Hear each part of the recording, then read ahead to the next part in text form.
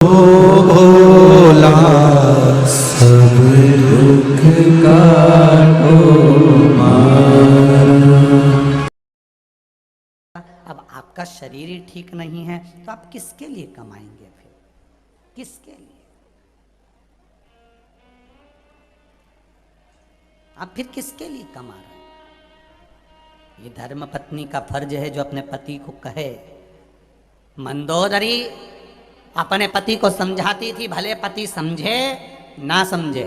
मंदोदरी अपने पति को बार बार ज्ञान उपदेश देती थी, वो समझे ना समझे, पर अपने पति को कहना बंद नहीं करा मंदोदरी ने।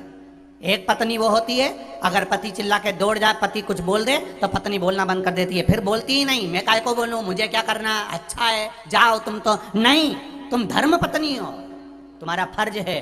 मंदोदरी के ऊपर लंकाधिपति रावण ने तलवार तक खींच ली थी, मैं तुझे मार दूंगा मंदोदरी, अब मत कहना कि जानकी जी को वापस पहुंचाऊं। तो भी मंदोदरी ने कहना बंद नहीं करा, तुम मेरे प्राण ले लो, मना नहीं, पर मैं तुमको समझाए बिना नहीं रहूंगी, सलाह देती रहूंगी कि तुम सतमार्ग पर चलो, भले दुनिया को बुरा लगता रहे पर अपन अपना मार्ग बताते रहो।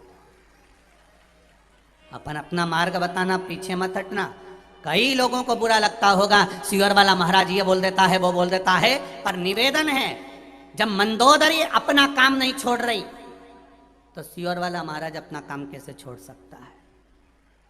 कैसे छोड़ दे? वो सतमार्ग पर लाना, ले जाना, सतमार्ग की ओर प्रेरित करना, सतमार्ग की ओर आगे बढ़ाना। भले दुनिया के लोग अपशब्द कहें, ताने दे, गालियां दे, आड़ा टेढ़ा बोलते रहे, पर आप अपनी मस्ती में मंदोदरी जैसा जीवन, मंदोदरी कोई सहज नहीं थी, बड़ी विद्वानों में विद्वान, सप्त ऋषियों ने अपना ज्ञान मंदोदरी को दे रखा था, इसलिए मंदोदरी रावण जैसे विद्वान को समझाती थी। विद्वान और विद्यावान दोनों में अंतर है।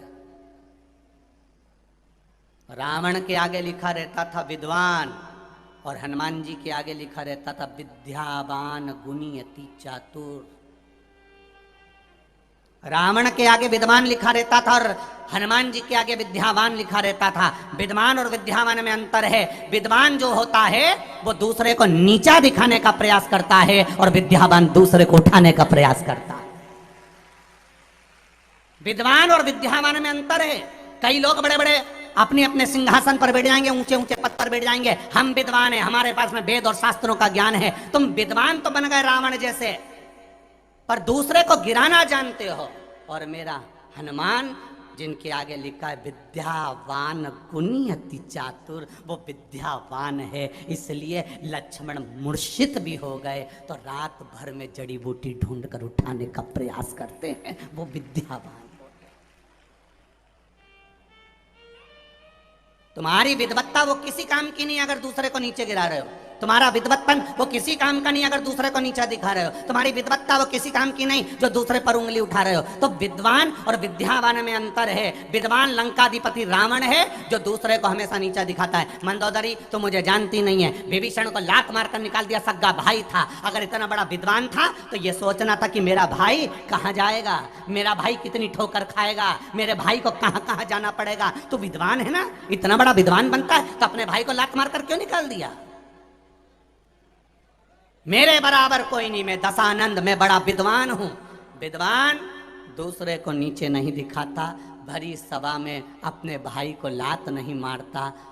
और देखो विद्यावान का लक्षण कि वो विभीषण जब हनुमान जी के उस राम जी की शरणागति में मेरे राघव जी की पहुंचा तो किसी ने कुछ नहीं बोला।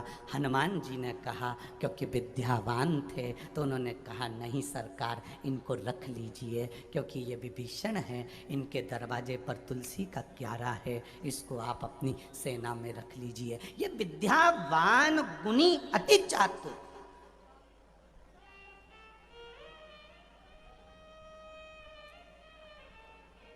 बहुत पढ़ लो, बहुत लिख लो, बहुत बड़े सिंहासन पर बैठ जाओ, बहुत बड़ी सत्ता,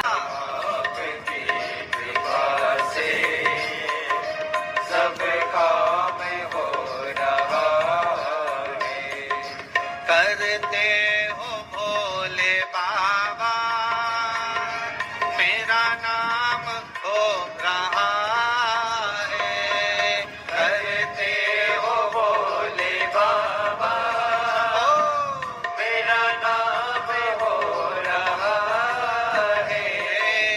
करते हो भोले बाबा, मेरा नाम हो रहा है, करते हो भोले बाबा।